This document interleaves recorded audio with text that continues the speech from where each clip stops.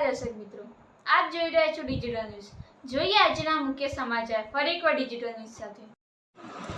ખેરાલુમાં આજે ઐતિહાસિક વૃંદાવન મહાદેવના મંદિરે આજે જન્માષ્ટમીનો લોકમેળો યોજાયો।